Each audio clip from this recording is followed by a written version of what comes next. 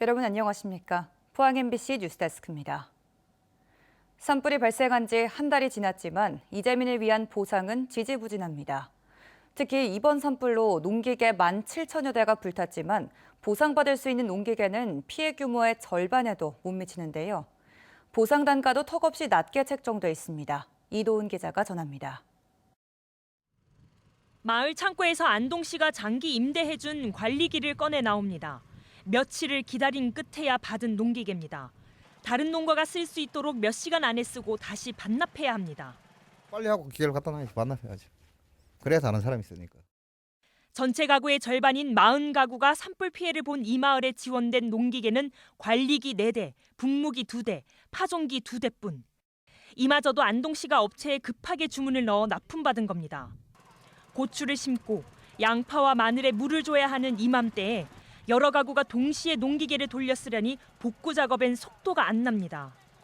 지원받은 농기계도 이재민 실수요와는 거리가 멉니다. 지금 정부에서 나온 거는 2번 작업식을 해야 돼요. 기계로 성형을 한번 하고 비닐을 또 따로 하면 돼요. 그래서 우리가 뭐 한 번에도 낼 거를 2번 하게끔 만드는 기계가 와 있다고. 보상받아 하루빨리 필요한 농기계를 사고 싶지만 이마저도 불가능할지도 모릅니다. 전체 피해 농기계는 35종에 17,000여 대인데 국가 재난 관리 시스템에 입력돼 보상받을 수 있는 농기계는 11종, 8,300여 대로 피해 규모의 절반에도 못 미칩니다. 입력되지 않은 피해 품목 가운데서는 예치기가 2,100여 대로 가장 많았고 양수기와 동력 분무기가 그 뒤를 잇습니다.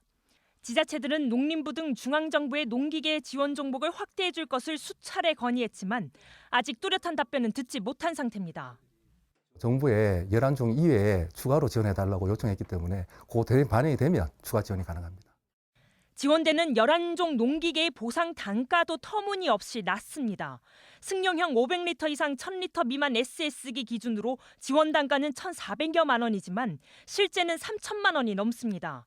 45마력 이상 60마력 미만 트랙터도 실제는 3천에서 6천만 원을 넘나들지만 보상 단가는 1,500만 원으로 책정돼 있습니다. 아이고 택배 와서 그 돈 가지고 새가 사면 6천만 원씩 하는데 1,500만 원 보조해야 되는 거. 고철값도 아니고 그게 왜 행정이 그런 행정이 있는데. 농림부는 기재부와 협의 중이란 말만 되풀이하고 있는 가운데 산불 피해 5개 시군은 피해 기종 확대, 기준 단가 현실화, 국비 보조 비율 상향을 지속해 요구하고 있습니다. MBC 뉴스 이도은입니다. 경상북도는 대형 산불로 큰 피해가 난 영덕 제2농공단지 복구를 위해 중소기업 특별지원지역 지정을 신청한다고 밝혔습니다. 특별지원지역으로 지정되면 제한경쟁입찰과 수의계약을 통해 공공입찰에 우선 참여할 수 있게 되는 등 다양한 지원을 받을 수 있습니다. 지난달 발생한 대형 산불로 영덕 제2농공단지 입주기업 5곳이 전소되는 등 경제산업 분야에서도 큰 피해가 발생했습니다. 녹색연합은 경북 전 지역에 건조특보가 발효 중인 데다가 다음 달 초까지 비 예보가 없어 대형 산불 예방에 총력을 기울여야 한다고 밝혔습니다. 녹색연합은 2017년 경북 상주, 2022년 울진 산불 등 5월에도 대형 산불이 발생했다며 다음 달 15일까지 읍면동 자동기상 관측망을 활용해 산불 대응에 나설 것을 촉구했습니다. 산림 인접마을의 주택과 시설물에 하루 3회 이상 미리 물을 뿌리는 등 적극적인 산불 피해 예방에 나설 것도 주문했습니다.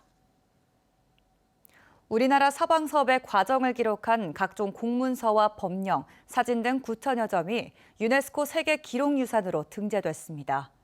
부모님 세대가 피와 땀으로 일군 녹화 사업에 전 세계가 주목하게 되는데요. 산림 강국에서 이제는 산림자원 이용을 고민해야 할 때입니다. 김기영 기자가 보도합니다. 포항시청 문서고에 보관 중인 사진첩, 1973년부터 5년간 경남북 일대의 사방사업 전과 후의 모습과 함께 아카시아, 억새 등 수종에서부터 잉어 비늘식 돌깔기, 돌수로 깊이 등이 상세히 적혀 있습니다. 선배 공무원의 꼼꼼함에 국가직 기록연구사도 감탄을 감추지 못합니다. 우리가 한 일을 꼭 알려주고 싶다라는 그런 마음이 되게 강하게 느껴졌거든요. 이 같은 공문서와 작업일지, 사진, 필름, 측량 장비 등 9,619점이 지난 4월 11일 유네스코 세계 기록유산에 최종 등재됐습니다. 등재를 이끈 주역은 당시 산림 정책을 진두지휘한 공무원이자 학자였습니다. 지구온난화 시대에 유네스코 등재는 한국이 가장 모범적인 사방 사업을 했다고 국제사회가 인정한 지난 2007년 준공된 사방기념공원, 사방사업의 과정을 가장 잘 보여주는 곳입니다. 영일만 일대는 떡돌로 불리는 이암층으로 쉽게 무너지고 나무는 자라지 않아 전국 사방사업지 가운데 최대 난공사 지역이었습니다. 산림 복구가 불가능하다는 유엔의 판단으로 한 푼의 원조도 없이 영일지구에만 연인원 360만 명이 피땀을 쏟았습니다. 전 국민들이 이 생활 정신으로 뭉쳐서 협조를 했고 또 산림 관계 시스템 부서를 확장을 했고 또 산림 공무원이 앞장을 서가 했기 때문에 포항시는 사방공원을 국가시설로 승격해 산림 후진국 교육에 기여한다는 계획입니다. 동남아라든가 아프리카 저개발 국가에서 선진 사방 기술을 배우러 많이 오십니다. 그 사방 기술을 세계적으로 더 발전시키고 하기 위해서는 국립화하여서 50년 만에 국토 녹화에 성공한 대한민국. 이제는 소득원 발굴과 대형 산불과 같은 기후 위기에 맞는 산림 정책을 찾아야 합니다. MBC 뉴스 김기영입니다. 해병대와 해군은 오늘 오전 포항에서 합동 상륙작전의 최종 단계인 결정적 행동을 실시했습니다. 훈련은 포항 독성리안을 향한 해병대 상륙 돌격 장갑차의 돌격으로 시작해 공중 돌격과 상륙군 하차 전투 등이 이어졌습니다. 이번 합동 상륙작전은 다음 달 1일까지 진행되며 해군 함정과 항공기, 육해 공군 해병대 병력 3,200여 명 등이 참가했습니다. 에이펙 정상회의를 앞두고 경주시가 운영 중인 친환경 하수 처리 시스템이 주목받고 있습니다. 경주시에 따르면 맑은물 사업본부에는 주한 리투아니아 대사를 비롯한 해외 공관 관계자와 전국 지자체의 견학이 이어지고 있습니다. 경주시는 1995년 전국 지자체 최초로 하수 고도 처리 공법을 도입해 친환경 하수 처리장을 운영하고 있습니다. 학생 수 감소와 교육 재정 부족에 따른 소규모 학교 통폐합 움직임이 본격화되고 있습니다. 경북에선 지난해 6개 학교에 이어 올해 6개 학교가 추가로 문을 닫습니다. 홍석준 기자가 전합니다. 문경시 삼북면의 한 초등학교 분교입니다. 2학년 김민준 군과 담임 선생님 단 둘이 수업 중입니다. 작년까진 4명의 학생이 있었지만 지난 겨울 1명이 졸업하고 2명이 전학을 가면서 올해는 민준이 혼자만 남았습니다. 껍질을 그렇지. 까서 신선한 그렇지. 알맹이를 그렇지.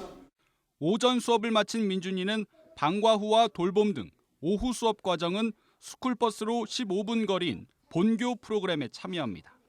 오늘 돌봄 갔다가 가방 내려놓고 언니는 배드민턴하고 거기에 제 친구였어.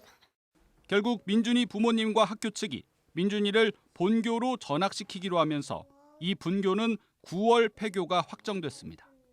4명 있을 때는 이 분교 단독으로 방과 후도 운영하고 했는데 지금 학생 1명이어서 이 분교에 방과 후를 단독으로 좀 운영하기가 어려워서 정상적인 교육과정 운영도 그렇고 어느 정도의 학생들 최소 인원은 있어야지 정상적인 교육 활동을 하는데.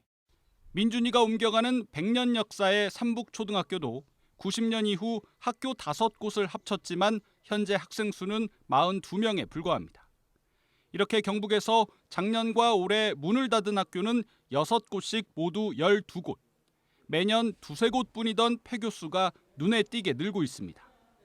농촌의 학생 수 감소가 가장 큰 원인이지만 정부의 교사 정원 감축과 교육재정 교부금 축소 방침에 따라 지역 교육당국의 부담이 커진 것도 한몫을 하고 있습니다.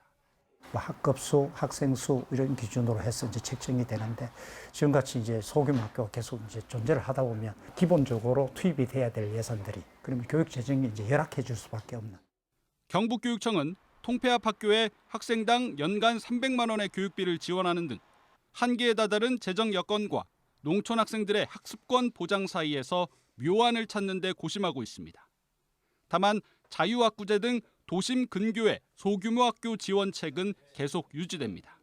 작은 학교지만 나름의 어떤 프로그램이나 이런 데서 강점이 있다 그러면 충분하게 이제 경쟁이 있다는 거죠. 그러니까 그런 부분들은 그런 부분대로.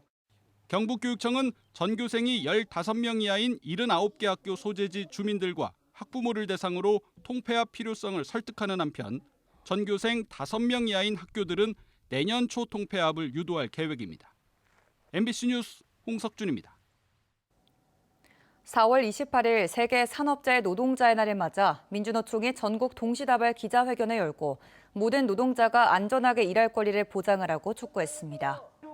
민주노총 대구경북본부는 한국은 매년 2,400명의 노동자가 일터에서 죽는 산재 사망 1위 산재 공화국이지만 중대재해처벌법 시행 후 경영 책임자가 실형을 받은 것은 한 건뿐이라고 지적했습니다. 그러면서 위험작업 중지권을 보장하고 중대재해처벌법을 모든 사업장에 전면 적용해 엄정 집행하라고 요구했습니다. 경북에서 올 들어 처음으로 중증 열성 혈소판 감소 증후군 사망자가 발생했습니다.